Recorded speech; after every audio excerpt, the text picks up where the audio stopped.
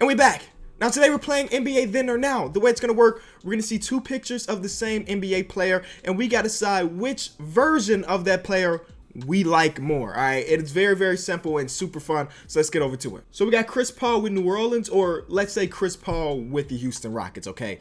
I gotta go New Orleans Chris Paul because if y'all remember that video I did a couple weeks ago named my 10 most influential NBA players of all time, for at least for me, Chris Paul was, I think he was number 4 on the list. One of the reasons why I fell in love with the game of basketball is due to Chris Paul from when he was in New Orleans. There's a period of time where he was averaging like 23 points per game along with like 11.5 assists. The guy was a straight baller, and with his older age, you know, he's not that aggressive offensively anymore as far as scoring the ball. You know, in Houston, what he averaged like 17 and 10. I mean, he averaged good numbers, but back in New Orleans, the dude was scoring the ball way more, and I mean, he was just super flashy with it. I mean, you still get glimpses of the flashiness of Chris Paul, but he ain't as quick with it as he was back in New Orleans. So I gotta go New Orleans Chris Paul. No disrespect to current day Chris Paul, because I'm still rooting for the guy, but back in New Orleans is one of the reasons why I fell in love with the game of basketball. Chris Bosh, then or now. So you got the Toronto Raptors Chris Bosh, or you got Miami Heat Chris Bosh, considering that was the last team he played for.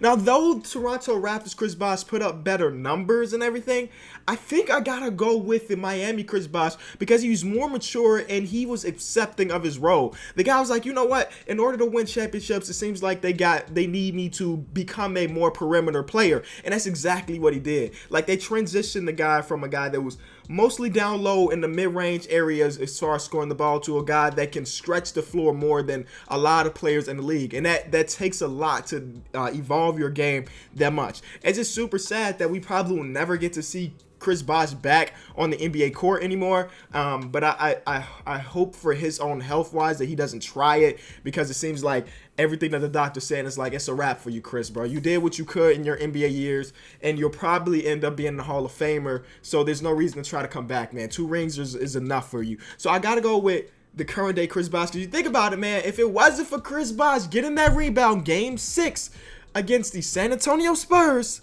they only have 1 ring. And maybe that big 3 of Dwayne Wade, LeBron James, and Chris Bosh was a failure if they only have 1 ring rather than 2. I mean, 2 rings in 4 years is pretty good, but 1 ring in 4 years, not that great considering the trash talk they were saying. Not 5, not 6, not 7. They were talking about they were winning 35 rings if you ask them. But I think I got to go with the more mature Chris Bosh. No disrespect to Toronto Chris Bosh, but they didn't win anything, you know, and him playing the part in the Miami Heat team is why I'm picking that one. Al Horford, then or now. You got the Atlanta Hawks Al Horford, you got the Boston Celtics Al Horford. Now, Al Horford is one of those players that, of course, got the max deal from Boston, and a lot of people around the NBA, or at least NBA fans, are like, why are you giving max money to a guy that averaged 15 points the year before he got to Boston? Now, those are the fans that are actually watching the games, because his impact goes so much deeper than scoring the ball. That was true in Atlanta, and especially true right now, because in the playoffs, though he has had his games where he's dropping 20 plus, that's just not what he's there for. Think about the impact Al Horford has had. Like, if you've been watching the playoffs and you didn't watch him much in the regular season, your eyes should be open to the excellence that is Al Horford. Series 1, they go against Giannis, one of the most athletic, the biggest freak in the NBA. Pause. And they don't shut him down, but they slow him down enough to where, though they weren't the favorite going into the series, they got out of it in 7. Series 2, Al Horford had the assignment to guard Ben Simmons for the first 2 games of that series. And what did he do? He absolutely clamped up Ben Simmons, a player that not many people in the regular season were able to handle. And then, what was it, game 3, Aaron Baines fouls out, and then Brad Stevens was like, you know what, Al, we need you to guard Joel Embiid. And what did he do? He clamped up on Joel Embiid, blocked the shot a couple times, and basically won them that game with that game-winning steal against Joel Embiid and company. And then now, against the Cleveland Cavaliers, he doesn't have a necessarily huge assignment like he did last series. But defensively, the team and him are so good that, like, he deserves that max money. Yes, he's averaging, 15 points per game this season, but his impact is so much deeper than putting the ball in the basket. So I hope he opened up a lot of fans' eyes. There's a reason why he is an all-star when he's not averaging 20 plus. You know, he's an all-star because he's such a well-rounded NBA player that it's hard to overlook him when you actually watching the game. His impact is so great. So that being said, I gotta go with the current day win because of how important and crucial he has been to this playoff run for the Boston Celtics. Think about it. The Boston Celtics aren't supposed to be here right now. First of all, a lot of people picked the Milwaukee Bucks to beat them in round one, which is understandable. They had the best player in the playoffs, or the matchup with Giannis, right?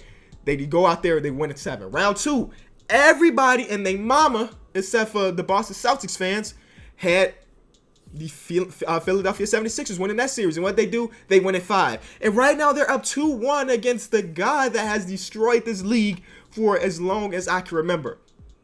Tonight they play again. Is a very important game in Cleveland. They need to win one in Cleveland. Notoriously, they just don't win on the road except for that one in Philly. But they need to win tonight. And if they're going to win, they're going to need Al Horford to play his type of game. I'm going with current day Al Horford. Then or now, James Harden with OKC or with the Houston Rockets. Now, obviously, we're going Houston Rockets because he will win MVP this season. Where in OKC, he was the 6th man.